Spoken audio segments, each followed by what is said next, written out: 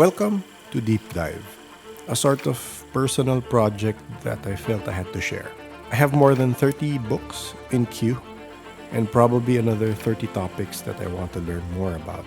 And sometimes I want to hear a summary before I invest a couple of days of deep dive. This podcast is a result of that need. With the help of some Google apps and tools, what you have here is a podcast format that is surprisingly entertaining, even if it's a bit comprehensive. For this episode, we dive into Astrologers and Their Creed. This is from the book The Astrologers and Their Creed, a historical outline by Christopher McIntosh. Okay, let's unpack this. Consider the aspects of the disastrous influenza schemosal. Yeah, that's quite a sentence. A strange sentence, right? But here's where it gets really interesting. Yeah. Those key words consider: disaster, aspect, influenza, even schemosal. They all have a common and surprising root. Astrology. No way. How so? Well, consider and disaster both come from Latin, literally of the star or bad star. Wow. Aspect originally meant the specific angle between planets in a birth chart. Influenza, Italian for influence, specifically, the influence of the stars and planets. Right. I think I've heard that one. And schemosal. Yeah. That comes from Yiddish words. Slim and mazal, meaning bad heaven or evil constellation.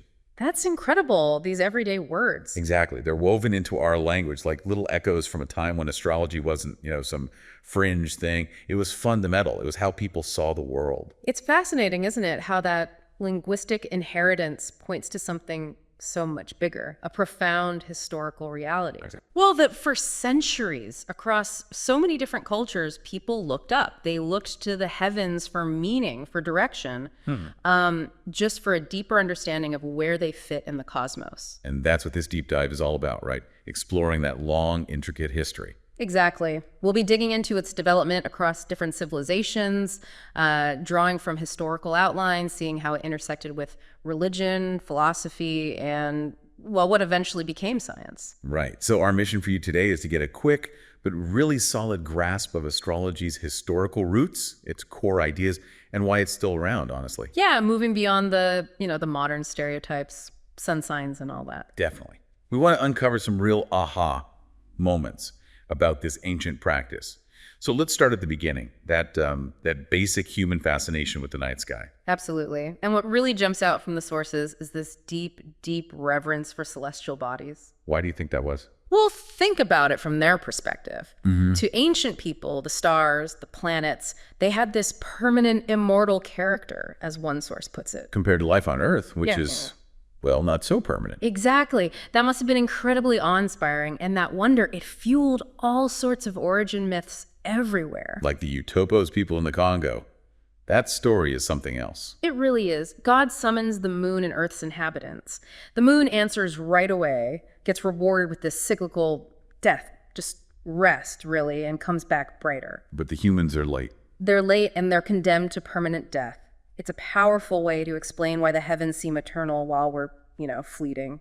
And you see variations on this theme everywhere, don't you? This connection between Earth and sky. All over. The Pacific Islander myths are great examples. Admiralty Islands, mushrooms become the sun and moon. Seriously, mushrooms? Yep, New Hebrides. The sun and moon used to be a husband and wife living on Earth. Marquesas, stars are their children. It's like they're constantly trying to bridge that gap between up there and down here. It seems almost like a universal impulse. And the Australian Aboriginal belief, too, about Alpha and Beta Centauri, heroic brothers who ascended to the sky. Wow. These myths really show that stars weren't just distant lights. They were part of the story, influencing mythology just as much as birth and death did. So it starts with awe and mythology, but then there's a practical side too, right? Absolutely. As civilizations settled down, farming, you needed to track time. For planting, for festivals. Exactly. And what's more reliable than the sun, the moon, the stars? Their movements are consistent. So they became the basis for calendars. And that's the natural link between early astronomy, just observing, and what becomes astrology interpreting. Precisely. The two were intertwined from the very beginning. Observation led to pattern recognition, which led to interpretation. Okay, so from this kind of universal reverence and practical need, we zoom in on one specific area, the Fertile Crescent.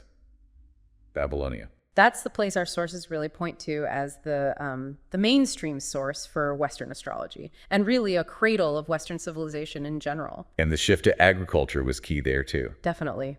Moving away from nomadic hunting meant more stability, more leisure time, frankly, and a more organized society. Which allowed for more focused sky watching. Yes, more systematic observation of the heavens. And it was the Babylonian priests who really ran with this. What were their big breakthroughs? Well, they meticulously tracked things over generations. They figured out that besides the sun and moon, 5 other points of light move differently. The visible planets, Mercury, Venus, Mars. Jupiter and Saturn, yeah. And crucially, they saw these planets moved along predictable paths, unlike the background stars. So they distinguished between the fixed stars and these wandering planets. Exactly, a fundamental distinction. But maybe their most pivotal discovery was the zodiac. Okay, the zodiac. How did that come about? It wasn't just connecting dots, right? Well, their first attempt was trying to link the seasons to specific stars rising at certain times, but that turned out to be unreliable, too variable. Right. The real breakthrough was realizing they could divide the year into 12 months and then associate each month with one of 12 constellations that lay along the ecliptic. The ecliptic being the sun's apparent path across the sky. Correct. And that system, those 12 constellations along that path, evolved into the zodiac signs we know. Now this is fascinating. The sources push back against that romantic image of a shepherd just, sketching a lion or a bull in the star. Oh, definitely. Forget that image. Most constellations don't really look like the things they're named after, do they? Not really. No. It's much more likely they took existing mythological symbols, figures that were already important, and then sort of adjusted the star groupings to fit those symbols. Can you give an example? Sure. Take Aries, the ram. Originally, the focus was on its brightest star, Hamal. It was seen as a kind of replica of the sun, leading the flock of other stars at the start of the solar year. So the star was the ram initially. Pretty much. Hamal was the sun in its guise as a ram when the year began in Aries. Only later were the surrounding fainter stars grouped together to form the whole constellation figure we think of now. That makes way more sense. And geography or even weather played a part too. Absolutely. Aquarius, the water pourer. Why that? Well, in Babylonia, January, when the sun was in Aquarius, was the rainy season. So the constellation became associated with the sun bringing rain. Exactly. And they even linked the signs to the cycle of day and night. How did that work? They associated the figures alternately with the sun and moon, day and night. So Aries was a day sign. The next one, Taurus, the bull, a night sign. And the moon's crescent shape looks like horns. Naturally leading to the bull association and that early day-night division. That eventually evolved into the modern positive, negative, or masculine, feminine sign division. So Babylonian astrology is building these foundations. Yeah. But it changed over time. It wasn't always about individual horoscopes. Right. Early on, like in texts such as the Enuma Anu Elil, the predictions were more general. Omens for the king, for the kingdom, for harvest, that sort of thing. Okay. But then, somewhere between roughly 600 and 300 BC, there was a huge shift. They started developing individual birth horoscopes. Predicting someone's personal fate based on when they were born. Exactly. A completely new, much more precise approach. A major innovation. And we actually have proof, like physical evidence. We do. It's amazing. We have inscribed cuneiform tablets, actual horoscope readings preserved in clay. Wow. There are main primary evidence for this early period because a lot of what we know otherwise comes from much later Greek and Roman writers looking back. But these tablets, invaluable. Like that example you mentioned, the one for Aristocles from 234 BC. What did it say? Yeah, that's a great one. It interprets Jupiter's position as meaning he'll have a regular life and gain wealth. Venus promises favorable journeys. Mercury in Gemini suggests he'll have children, sons, and daughters. And the basic principles are still recognizable today. Absolutely striking. The core idea interpreting planetary positions in signs at the moment of birth to understand a person's life and potential, that basic framework established by the Babylonians. It's essentially the same system, with some later additions, of course, that astrologers use today. Their foundational work really stuck. Okay, so Babylon sets the stage. How does this knowledge start to spread? What about, say, Jewish culture? Was there an influence there? Definitely. The Assyro-Babylonian astrologers, who later became known as the Chaldeans, they had an impact. Our sources point to several hints in the Old Testament. Like what? Well, Balaam's prophecy talks about a star out of Jacob. There's a mention of stars fighting against Sisera. Amos refers to the 7 stars in Orion.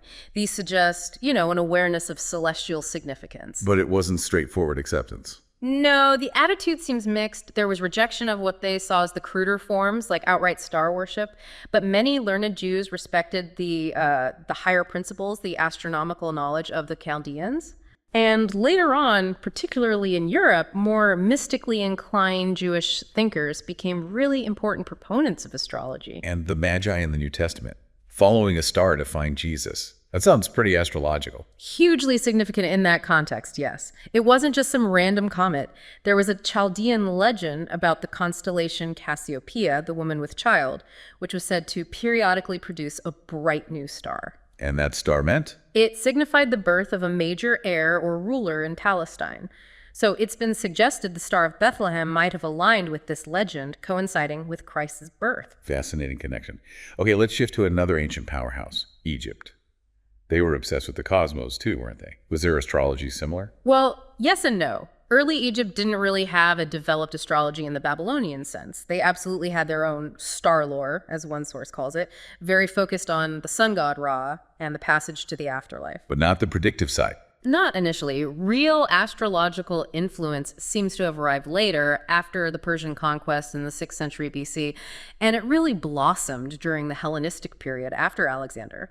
So the early astronautical texts were different. Yeah, things like the star charts found on coffin lids, they were more rudimentary, religious, practical, guiding the soul's journey, but lacking that Babylonian mathematical sophistication. But Egypt did make some key contributions, didn't it? The calendar, for instance. Absolutely. The Egyptian calendar was a big deal. It was mainly agricultural, much simpler than the Babylonian lunar one, which needed constant adjustment. 12 months, 30 days each, plus 5 extra days at the end. Very practical. And the Greeks adopted it. They did. Yeah. But Egypt's really unique astrological invention was the decans. Decans, what are they? Originally, they were specific stars or small constellations that rose about 10 days apart.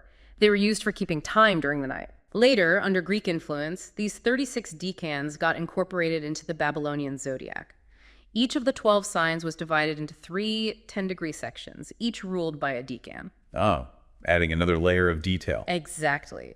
And the Egyptian deities associated with these decans came along too. You also see this recurring theme in Egyptian star maps the battle between light and good versus darkness and evil, often shown as a serpent figure. And there was that story about Ptolemy III and his wife's hair becoming a constellation. Right, the hair of Berenice. A perfect example of how astrology was part of the culture in Hellenistic Egypt, that belief that events on Earth could be mirrored in the heavens. Okay, before we get back to the Greeks proper, what about the Americas? The Aztecs, the Maya, they clearly had advanced astronomy. Did they develop astrology in a similar way? They certainly had a profound interest in cosmology. You see it in their architecture, their calendars, even their famous ball game. The ball game had celestial meaning. Oh yes. The court was seen as the world, or the cosmos. The ball was the sun or moon. Its movement could be used for divination, predicting outcomes. It often symbolized that struggle between light and dark, too. And sometimes involved human sacrifice, right? Sometimes, yes. Tied into maintaining cosmic order. However, despite their sophisticated understanding, their specific astrological traditions didn't really feed into the main historical stream we're tracing. Why not? Primarily because of the Spanish and Portuguese conquests. Those effectively cut off the independent development and spread of their knowledge systems. A real loss, historically speaking. Definitely. Okay, so back across the Atlantic. Greece. Before Alexander, they were already thinking deeply about the heavens, weren't they? Oh, absolutely. Greece was buzzing with philosophical speculation about the cosmos. You had the mystery religions, like the Eleusinian mysteries, possibly linked to Mithraism, all exploring humanity's place in the universe. And their model of the universe was? Generally geocentric, Earth at the center, unmoving. Then these concentric crystalline spheres carrying the moon, sun, and planets all nested inside each other, and an outermost sphere holding the fixed stars. And they borrowed from the East early on. Quite a bit. They got the duodecimal system, counting in 12s and 60s, the 12-hour day, early instruments like the sundial, and, crucially, the basic data about the ecliptic, the zodiac, most of the planets, all from Mesopotamia. And the planet names. Did they take the Babylonian gods? Not directly. First, the Greeks just named planets based on appearance, like the sparkling one or the fiery one. It was only later, maybe around the 4th century BC, that they switched to using names of their own gods. Hermes for Mercury, Aphrodite for Venus. Zeus for Jupiter, Kronos for Saturn, Ares for Mars. But it wasn't because they thought, say, Aphrodite was the planet Venus. It was more that the qualities associated with the Greek gods seemed to match the qualities the Babylonians associated with the god linked to that planet. Like Nabu and Hermes both being related to scribes and messages, or Ishtar and Aphrodite with love. Okay. So it was an association of characteristics, not a direct transplant of god to planet. Exactly. It wasn't about suddenly making the Olympian pantheon astrological. And what about the big philosophers? Plato, Aristotle, how did they fit in? They definitely engaged with celestial ideas. Plato saw the stars as divine and eternal animals. He thought astronomy helped understand love's cosmic role. He even had that famous image of sirens singing in each planetary sphere, creating this beautiful harmony. The music of the spheres. Right. And Aristotle believed stars were pure life forms influencing Earth.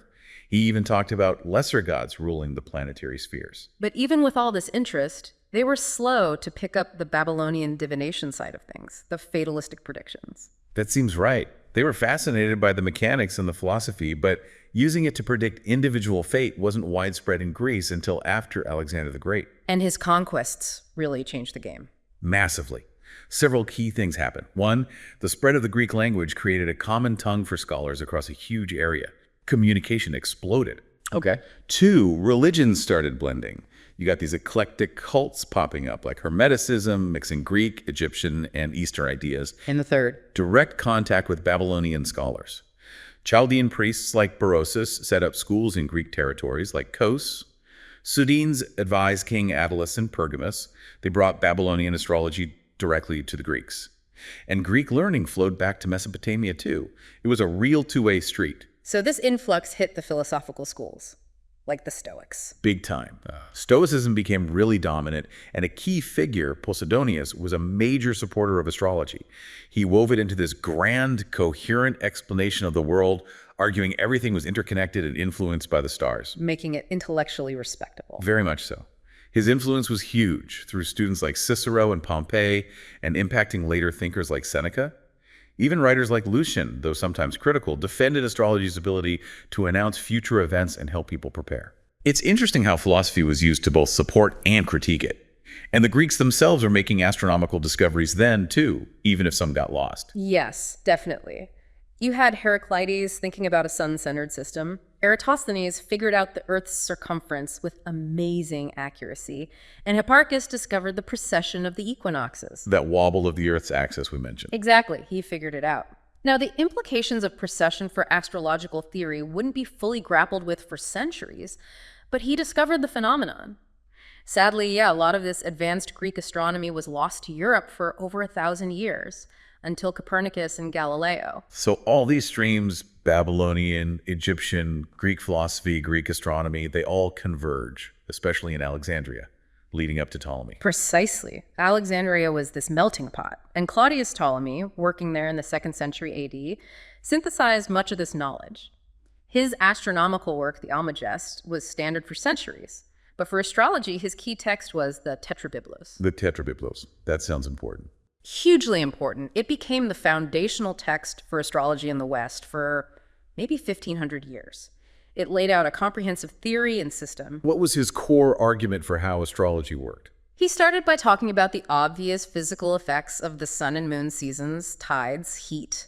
He argued that if these celestial bodies have clear effects, it's logical that the planets and stars do too, causing things like heat, winds, storms. Okay, a kind of analogy. Yes, and he proposed this concept of the ambient, basically the atmosphere and the forces within it, as the medium through which these celestial influences reach Earth, affecting everything from the weather to the impregnation and growth of seeds, and even compounded bodies, meaning us. So if you can predict the celestial positions, And you can predict their effects on Earth. That was the rationale. He listed all sorts of uses, from general forecasts to specifics like medical mathematics, using astrology in medicine. and the book outlines the actual tools, benefics, malefics. Yes, Book I covers the basics. The planets divided into good guys, benefics like Jupiter, Venus, and bad guys, malefics like Mars, Saturn, plus their qualities hot, cold, dry, moist. And the characteristics of the signs and houses, he mostly treats these as established tradition. Then book 2 moves to bigger scale stuff, nations and cities. Right, what he called general or universal astrology. And he made some pretty sweeping claims there, like Eastern countries being courageous because they're aligned with the sun, while places like Britain or Germany were supposedly wilder due to the influence of Aries and Mars. Sounds a bit deterministic. It can definitely read that way. Books 3 and 4 then zoom back in on the individual horoscope. Book 3 on internal stuff, temperament, intellect. Book 4 on external circumstances, wealth, job, marriage, parents. With specific planetary links. Yeah, Sun Saturn for the father, Moon Venus for the mother, Mercury for intellectual stuff, the moon for emotions.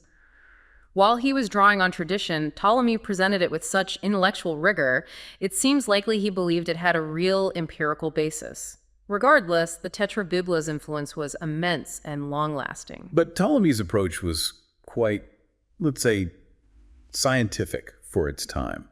Was there also a more mystical side to astrology's appeal? Oh, absolutely critical. While Ptolemy provided a framework, a lot of the passion and enduring belief came from mystical and occult traditions, especially given the religious climate of the Roman Empire. Where did these mystical texts come from? Egypt was a major source again. Writings attributed to figures like Petasiris and Hatshepsut were influential, but the really key ones were the Hermetic writings. Attributed to Hermes Trismegistos. Exactly. The Greek name for the Egyptian god Thoth, who they saw as the revealer of all wisdom, including astrology. Trismegistos means thrice great. And these Hermetic texts weren't just about prediction. No, they aimed higher. Hermeticism tried to blend astrology with Egyptian religion and Greek philosophy to create a whole religious worldview, a kind of complete theology where astrology was central. These writings were actually quite influential even on some early Christian thinkers. And astrology was core to that worldview. Definitely. There's one text where Asclepius, who's presented as Hermes' disciple, explains this hierarchy of daemon spirits or forces operating under the sun and stars, causing all the turmoil on Earth. It echoes Aristotle's idea of planetary rulers. So yeah, astrology was deeply woven into this mystical fabric. So by the time astrology gets firmly established in Rome, it's this blend. Babylonian maths, Egyptian mysticism and decans, Greek philosophy and structure. That's a good summary. It wasn't just one thing. It was a fusion of these different streams into a pretty unified system. Okay, let's recap the core components of that system as it stood then. What were the absolute fundamentals? Right. You had the planets, the basic forces or drives. Sun, Moon, Mercury, Venus, Mars, Jupiter, Saturn. The actors. Exactly. Then the signs of the zodiac, those 12 divisions of the sky along the ecliptic. They weren't seen as the source of power themselves, but more like colored filters that modified the planetary energies passing through them. Okay, filters. Then the 12 houses. These were different. They weren't fixed parts of the sky like the signs. They were divisions of the space around you at the moment of birth, projected onto the sky. They represented different areas of life, self, money, home, career, relationships, etc. And the ascendant was key for the houses. Crucial. The ascendant, or rising sign, was the zodiac sign coming over the eastern horizon at the exact time and place of birth. It set the cusp of the first house and determined the layout of all the others. It was considered vital for personality. Initially, there might have been 8 houses, but it settled on 12. Got it. Planets, signs, houses, what else? Planetary rulership.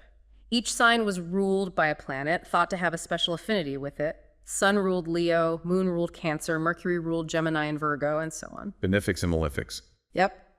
The good planets, Sun, Moon, Jupiter, Venus, generally seen as helpful. And the bad ones, Mars. Saturn, seen as challenging. Mercury was neutral, taking on the quality of planets it was near. And finally, aspects. The angles between the planets, were they opposite each other? Opposition. Next to each other? Conjunction. In a harmonious angle, like a trine or sextile. Or a challenging one, like a square. These aspects were thought to significantly modify how the planetary energies interacted and expressed themselves. That's the basic toolkit. Okay, that's a clear breakdown. So this system arrives in Rome.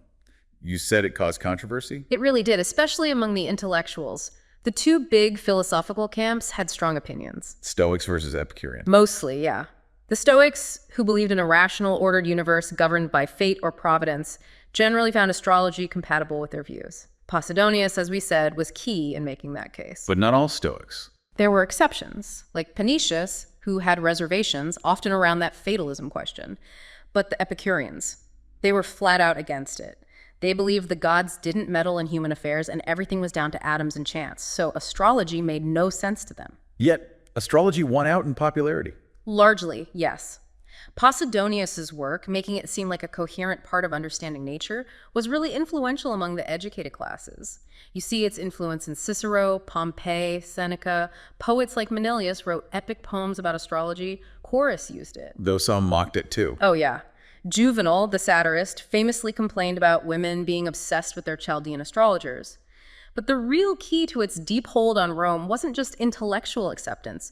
It was its integration into popular religious cults spreading from the east. Like Cybele, Mithras. Exactly. Cults of Cybele and Attis, the Syrian Baal, Mithraism, these often incorporated astrological elements, making it part of religious practice for many ordinary people, not just philosophers. Which brings us to Christianity. How did this new growing religion deal with something so deeply embedded in Roman culture? It was a major challenge. Astrology's language and symbols were just everywhere. So theologians trying to connect Christianity to the world around them had to engage with it. One fascinating example is Gnosticism. A specific early Christian sect. Right. With some pretty different ideas. Very different. Their core belief was salvation through secret knowledge, gnosis. They saw a sharp divide between a pure divine world and the flawed material world, which they believed was created not by the true God, but by an inferior being, the demiurge. And archons, rulers. Yes, the demiurge had helpers, the archons, who ruled over the material world, often associated with the planets and stars. So how did they view astrology in that framework? It sounds negative. Extremely negative. For the Gnostics, the planetary spheres weren't just celestial markers, they were cosmic prisons.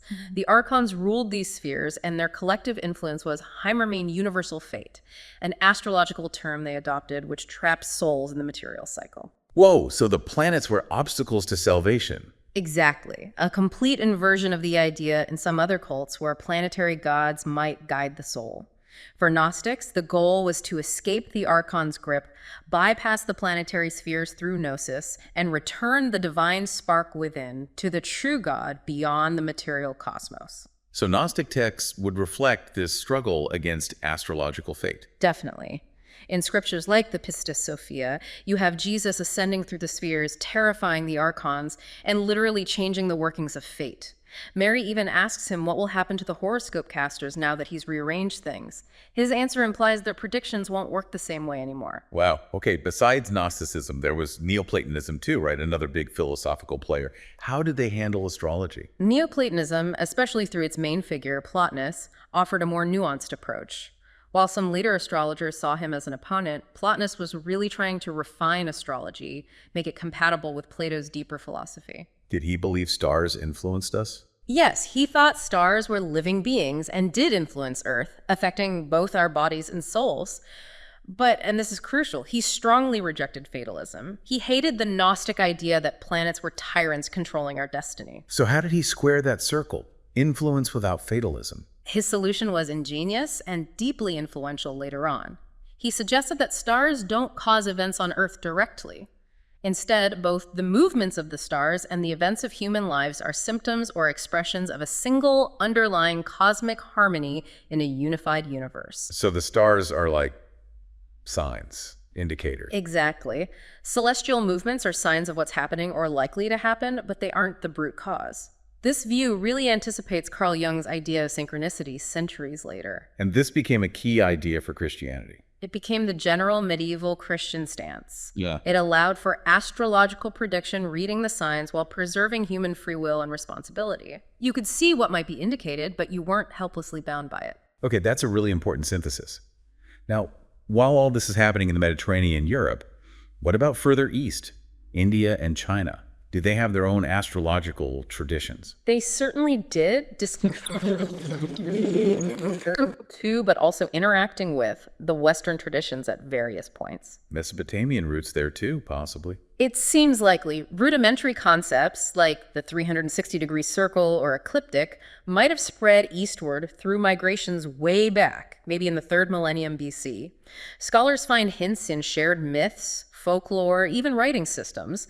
Later invasions, like the Aryan movements, probably also facilitated links between Indian and Babylonian knowledge. And these Eastern systems are still alive today. Oh, yes. Modern Chinese and Indian astrology still clearly show the influence of these ancient systems. Let's take Chinese astrology first. What makes it distinct? The philosophical backdrop is key. They tended to see the universe as this intricate, orderly, almost mechanistic system, like a vast Chinese box, one source says. And fundamental to understanding it were the concepts of yin and yang. Feminine, masculine, dark light. Right.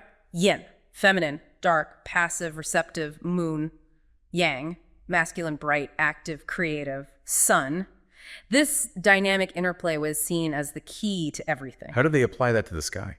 Very systematically. They divided the sky into 5 main regions, or palaces. A central one around the pole star, considered the seat of the celestial emperor, and 4 others linked to the seasons. They also had 12 signs, like the West. But different signs. Yes, based on the equator, not the ecliptic, so they function more like Western houses. These 12 divisions corresponded to the 12 double hours of the day and the 12 months.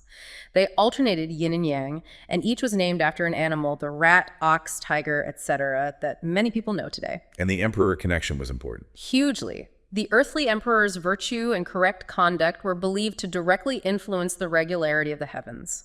If the emperor messed up, you could expect celestial omens and earthly disasters. It reflected this deep belief in correspondence between the macrocosm and microcosm. So proper behavior maintained cosmic harmony. Precisely.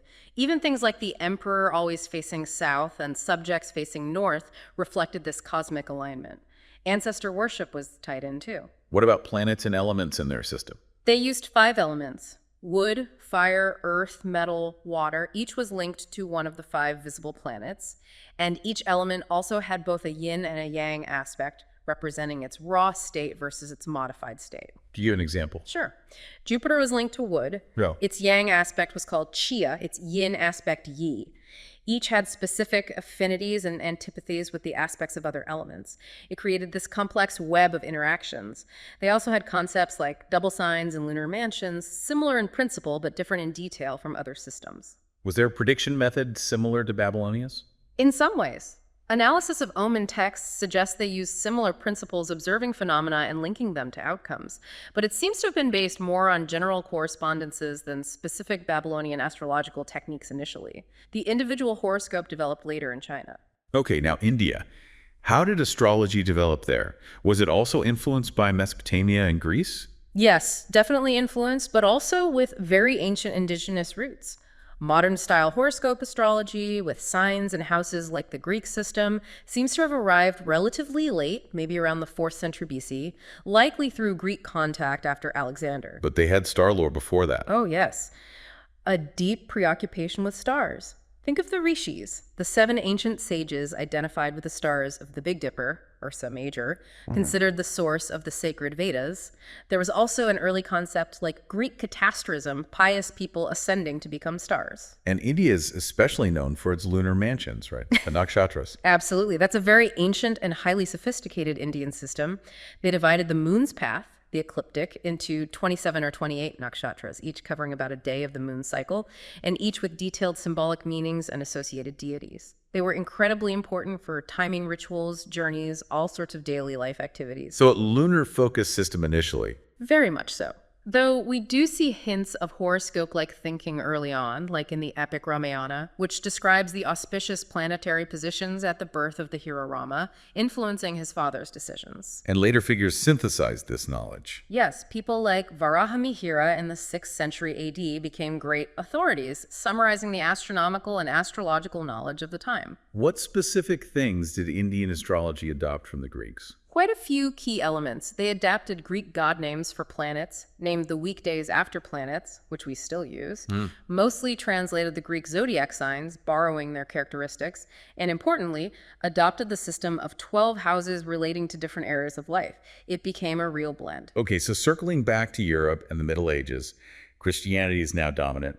How did astrology fare? Did it disappear? Not at all. It actually saw a resurgence, but it had to be framed carefully within a Christian context. You saw early works, often influenced by Neoplatonism and mysticism, trying to integrate it. Like the Clementine recognitions you mentioned. Exactly. Though we don't know who wrote them, they were influential. They treat astrology quite seriously, suggesting God created the stars as signs, even portraying Abraham as using astrology to recognize God.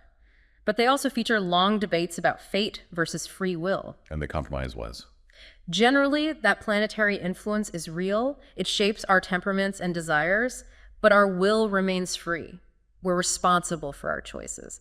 The stars incline, they don't compel. That became the standard line. Were there prominent Christian astrologers?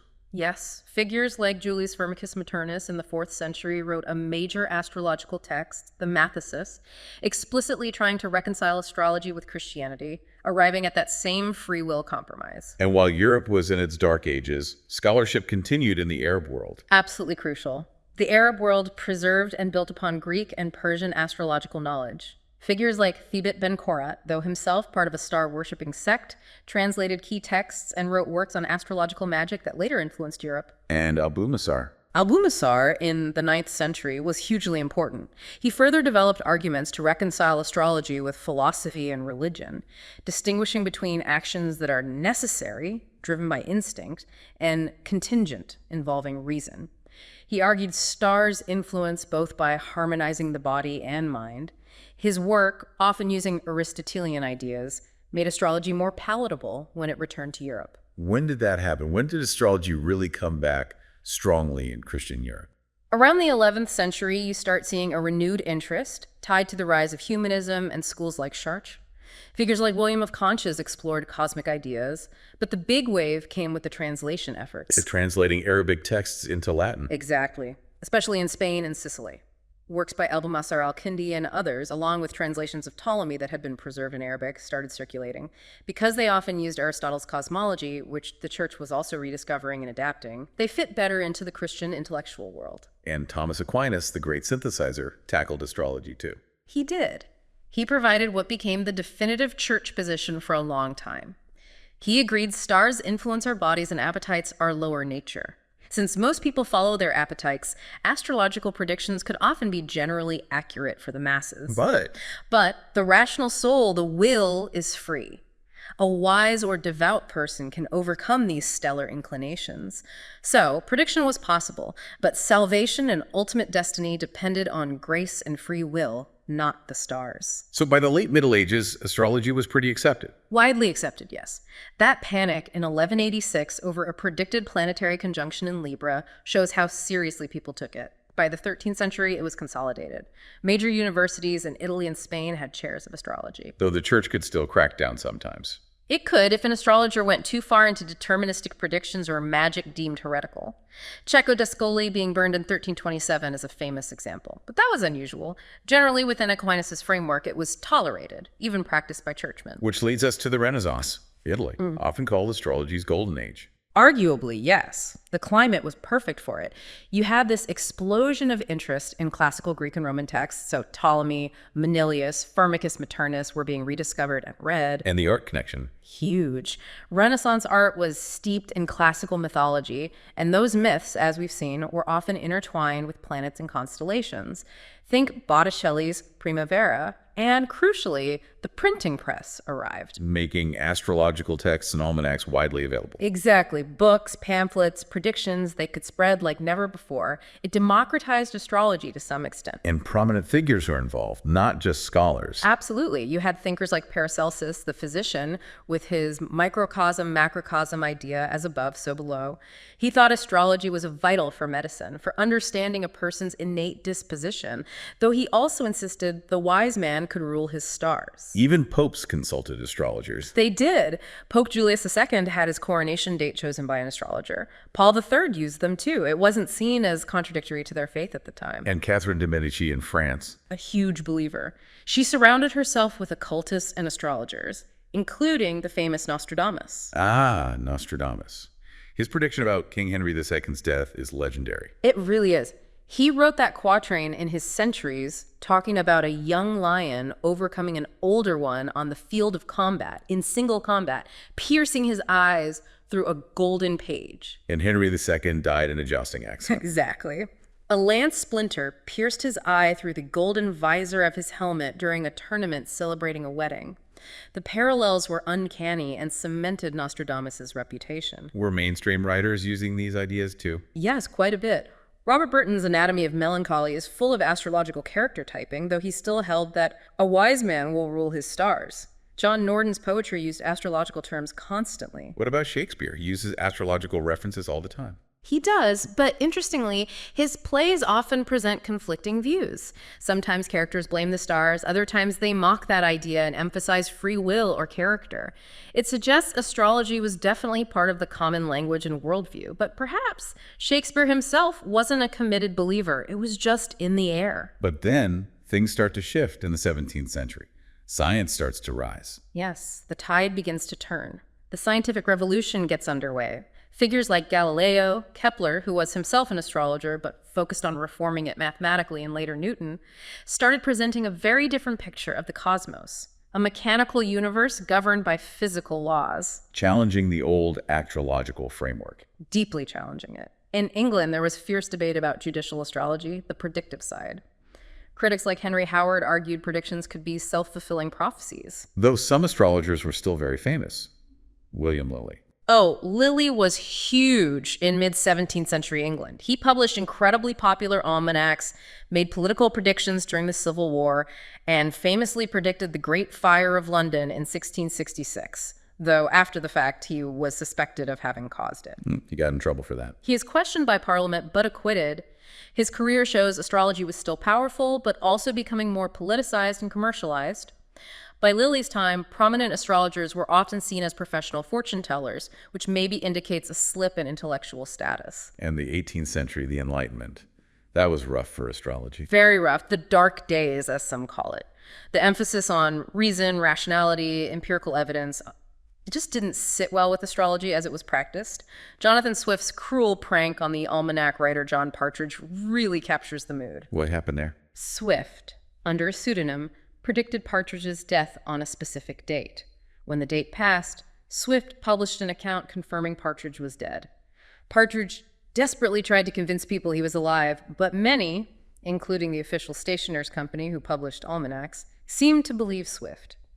It showed how the intellectual elite now viewed astrology as superstition. So it was basically ridiculed and suppressed. In many public spheres, yes, it became taboo among intellectuals, but it didn't vanish. It went underground, surviving in esoteric circles like Freemasonry and Rosicrucian lodges, waiting for a revival. And that revival leads to a split.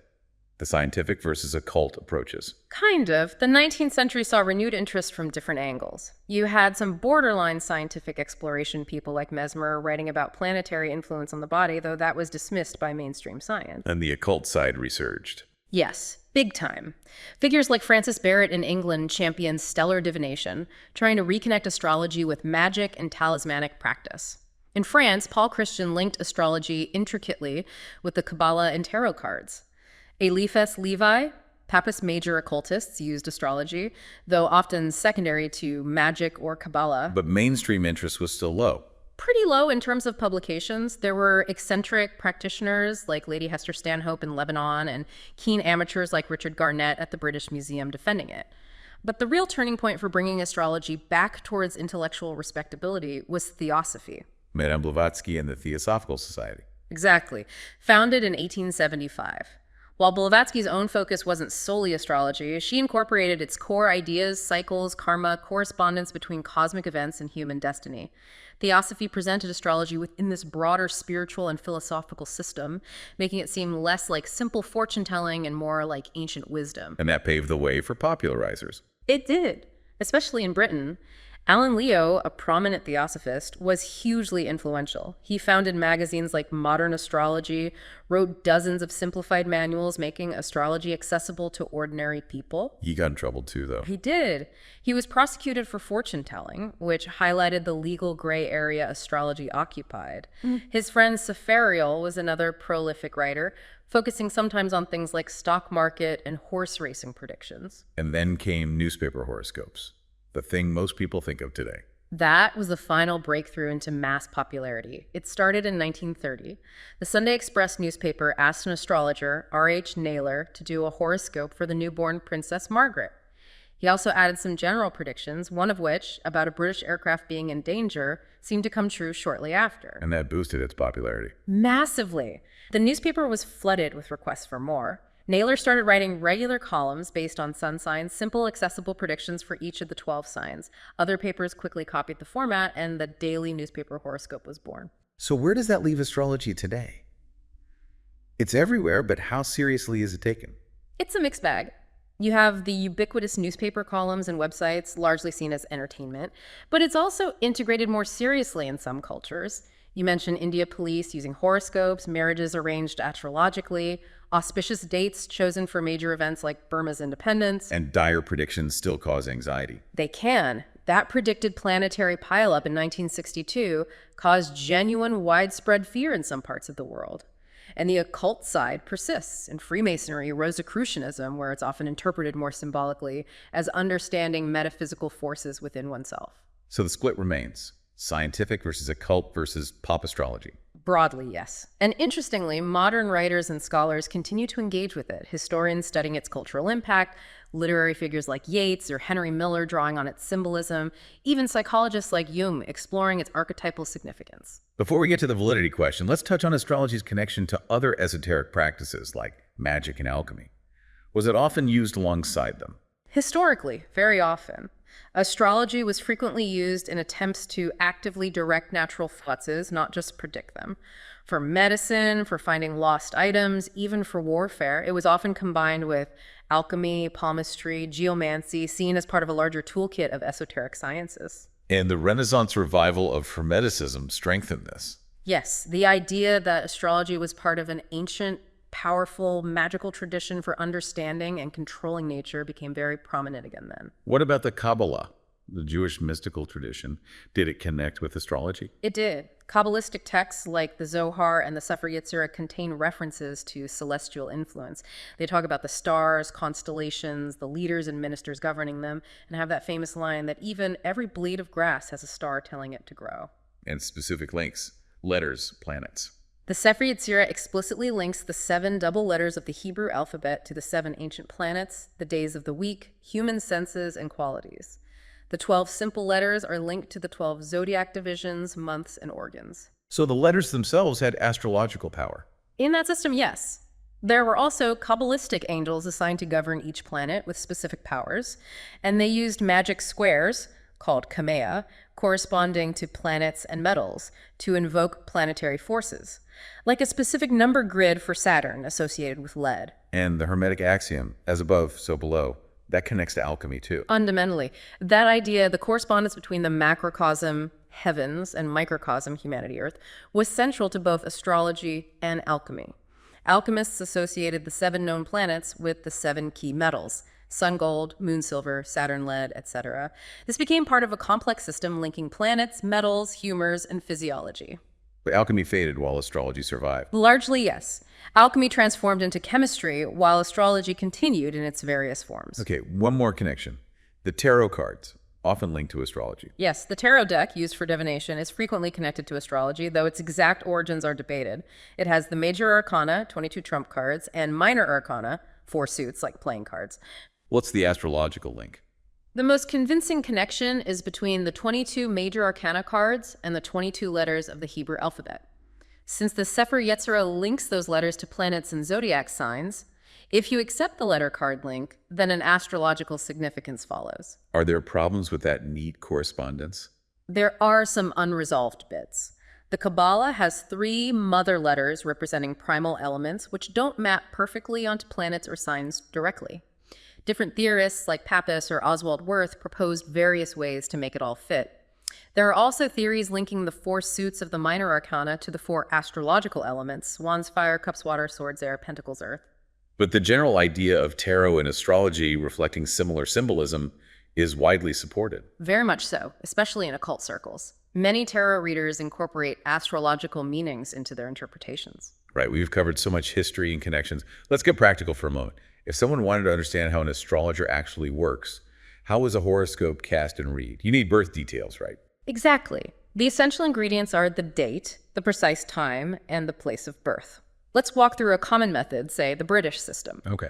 You start by drawing a circle, which represents the heavens as viewed from the birthplace. This circle is divided into 12 segments, the houses. Step 1. Find the ascendant. That's the degree of the zodiac sign rising on the eastern horizon at the exact moment of birth. You use tables or software for this based on the time and latitude longitude. Let's say, for example, it's 27 degrees, 37 minutes of Sagittarius. Okay, so Sagittarius is rising then. Step 2, you fill in the other house cusps. In the simplest system, the equal house system, each house is exactly 30 degrees. So if Sagittarius is on the first house cusp, Capricorn is on the second, Aquarius on the third, and so on around the circle. Got it. Step 3, placing the planets. Right. You need an ephemeris that's a book or database showing the exact position of the sun, moon, and planets for any given day and time. You look up the birth date and time and plot each planet into the correct sign and house on the chart. So the sun might be in Scorpio in the 11th house, the moon in Taurus in the 5th. Exactly. And that's why just knowing your sun sign is only a tiny piece of the picture. The moon sign, ascendant sign, and the positions of all the planets in their signs and houses are just as important, if not more so, for a full reading. And once the chart is drawn, the interpretation begins. What's involved there? Interpretation is about synthesizing all that information. You look at the traditional meanings of the planets, the signs they're in, the houses they occupy, and crucially, the aspects, those angles between them. Benefic aspects suggesting ease, malefic ones suggesting challenges. Generally, yes. A trine, 120 degrees, or sextile, 60 degrees, between, say, Venus and Jupiter might indicate luck in love or social ease. A square, 90 degrees, or opposition, 180 degrees, between Mars and Saturn might suggest struggles with authority or frustration. So you deduce personality, potential life trends from these combinations.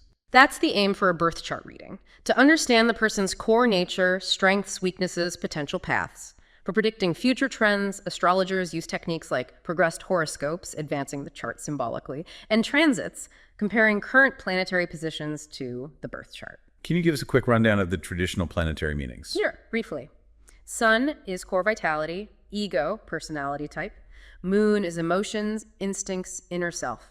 Mercury is intellect, communication, how you think and speak. Venus is love, harmony, values, beauty. Mars is energy, drive, action, assertion, aggression.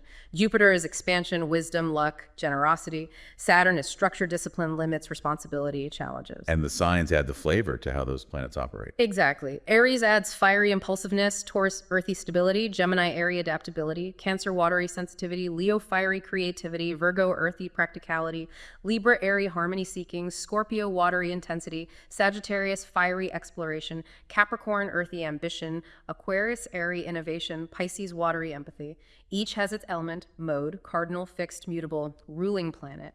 And the houses tell you where in life these energies play out. Precisely. First house, self, personality. Second, possessions, values. Third, communication, siblings, short trips. Fourth, home, family, roots. Fifth, creativity, children, romance. Sixth, work, health, service. Seventh, partnerships, marriage. Eighth, shared resources, transformation, death, rebirth. Ninth, higher learning, travel, philosophy. 10th, career, public image. 11th, friends, groups, hopes. 12th, subconscious, hidden things, institutions, self-undoing. Wow, okay. That's a lot to synthesize. Interpreting a full chart must be complex. It definitely is. It's about seeing the patterns, the major themes, how the different parts interact. It's not just a list of ingredients, it's seeing how they combine to make the whole person. Right, so we have the history, the practice. Now, for the really big question, how meaningful, how valid is astrology? You mentioned breaking this down. First, the validity of the tradition itself. Okay, if we're talking about a straightforward scientific defense for traditional astrology as it stands, the signs, the houses, the specific rulerships and aspects. The answer is? The answer from science is currently no. There isn't a known scientific basis for it working in that specific, detailed way. Why not? What are the main scientific objections? Two huge ones. First, the precession of the equinoxes, which we touched on. Over the centuries, the constellations have drifted out of alignment with the tropical zodiac signs used by most Western astrologers. Aries, the sign, is no longer aligned with Aries, the constellation. So the original basis for attributing powers to Aries based on those specific stars is gone. Unless you argue the signs are symbolic divisions of space and their power isn't tied to the background stars themselves, which is what many astrologers do argue. but the original link is broken from an astronomical perspective. And the second main objection? Lack of a known mechanism. Science hasn't found any force or energy emanating from, say, Mars or Jupiter that could plausibly cause the specific detailed effects on human personality or destiny that astrology claims, based solely on their position at birth. The known forces like gravity or electromagnetism don't work that way on an individual human scale. But you said the tradition might be defended empirically or symbolically. Yes. Some argue that even without a known causal link, astrology might work on a different level.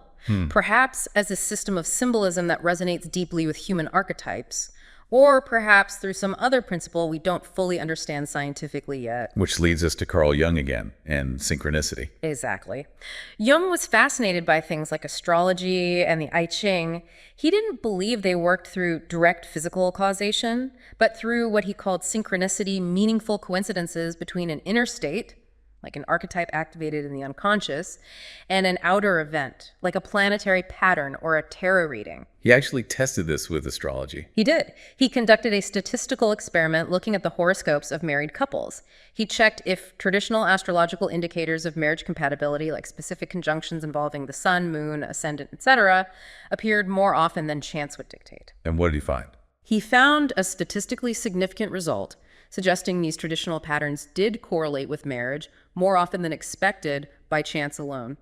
Wow. So what did he conclude from that? His conclusion was complex. He didn't think it proved the planets caused marriage. Rather, it suggested that traditional astrology, while lacking a causal basis, seemed to tap into some kind of a causal, synchronistic principle connecting the psyche and the cosmos. It worked, perhaps because it provided a framework that allowed these meaningful coincidences to manifest or be perceived. And belief might play a role. Jung thought so, echoing research in extrasensory perception, ESP. He suggested that for these divinatory systems to work effectively, a certain degree of belief or psychic rapport might be necessary. Astrology, with its seemingly causal astronomical framework, might be easier for the modern mind to engage with than, say, throwing yarrow stalks for the I Ching. So, Jung's view. No scientific cause, but maybe a synchronistic or psychic basis. Right. Okay. Now, the second part of the validity question. Is there any scientific evidence that celestial bodies influence life on Earth in any way, setting aside traditional astrology's specific rules? There, the answer is increasingly yes. Science is finding more and more connections, though often subtle or statistical. Like what? Well, we know about the solar wind, that stream of charged particles from the sun. We know it interacts with Earth's magnetosphere, creating the aurora and influencing space weather. There's evidence suggesting these disturbances, these magnetic storms, can affect terrestrial weather patterns. Okay, solar influence is clear. What about planets? That's more debated, but some researchers claim links. Dr. E.G. Bowen, for example, suggested that rainfall patterns might correlate with meteor showers, and even claimed more frequent magnetic storms occur when planets like Venus or Mercury are at specific points in their orbits relative to Earth. It's controversial, but being researched. And effects on humans directly, beyond weather. Again, emerging research. Some studies have correlated admissions to psychiatric hospitals with periods of increased solar activity or geomagnetic storms. Lab experiments have shown that fluctuating magnetic fields can affect brain waves and reaction times. And Michel Gogolslin's work, you mentioned him earlier. Gokoulin's statistical studies are very interesting, though also controversial. He analyzed the birth charts of tens of thousands of successful professionals across various fields. And found? He found that certain planets, particularly the Moon, Mars, Jupiter, and Saturn, tended to be statistically more prominent, like rising or culminating, in the birth charts of eminent professionals in specific fields traditionally associated with those planets. For example, Mars prominent for athletes, Saturn for scientists, Jupiter for actors or politicians, the Moon for writers. So not proving traditional astrology, but suggesting some kind of correlation between planetary positions at birth and human characteristics or potential. Exactly. His work suggests planetary movements might be indicators of certain innate tendencies or dispositions, at least in broad statistical terms.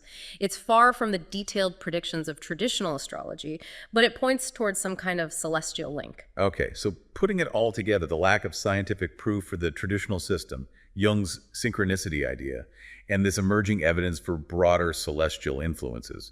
What's the future for astrology? That's the million-dollar question, isn't it? Science clearly hasn't validated the intricate details of traditional horoscope interpretation, but it hasn't entirely dismissed the possibility of any celestial influence either. In fact, it's finding hints of it. So could science eventually provide a basis for a new kind of astrology? It's conceivable. Perhaps future research might uncover more subtle biological or psychological mechanisms linked to solar cycles, geomagnetic fields, maybe even planetary alignments that correlate with human temperament or cycles in a way that resonates with some traditional astrological ideas, albeit likely in a much more general way. And in the meantime, can traditional astrology still work for people? Arguably, yes, if approached in the right way. If viewed as a symbolic language, an intuitive tool for self-reflection, or a framework for perceiving synchronicity, it can clearly hold deep meaning for many people, regardless of scientific validation of its specific rules. Its endurance for millennia suggests it taps into something powerful in the human psyche. Could astrology benefit from incorporating scientific findings? Potentially, yes. If astrology were to revise itself, letting go of claims proven false, but integrating emerging scientific understanding of real celestial influences, it might strengthen its intuitive basis. Knowing that its symbols perhaps represent real, albeit subtle forces could make it even more compelling for its followers, bridging that gap between ancient wisdom and modern knowledge. So to wrap up this deep dive, astrology isn't simple. It has this incredibly long, complex history woven into language, religion, culture, philosophy, just fundamental to how humans have tried to understand their place in the cosmos for thousands of years. Absolutely. And while its traditional mechanics lack that hard scientific backing as currently understood, we have these intriguing empirical hints. Jung's work, Gauquelin's statistics, the growing awareness of solar and geomagnetic effects, suggesting there might be something to the idea of a connection between the heavens and human life, even if it's not what traditional astrology claimed. Hopefully, for you listening, this gives you a much richer picture. The historical depth, the core concepts, that ongoing complex dance between astrology, science, and belief. It's been quite a journey, from Babylonian tablets to newspaper columns to statistical studies. Definitely. And let's leave you with this thought to mull over. Given our species' seemingly innate fascination with the stars and this slowly emerging scientific evidence of real cosmic influence, what might come next? Could we see a new synthesis? A scientifically informed understanding of celestial rhythms that blends the insights of ancient traditions with the discoveries of modern science. What would that even look like? It's certainly something to consider.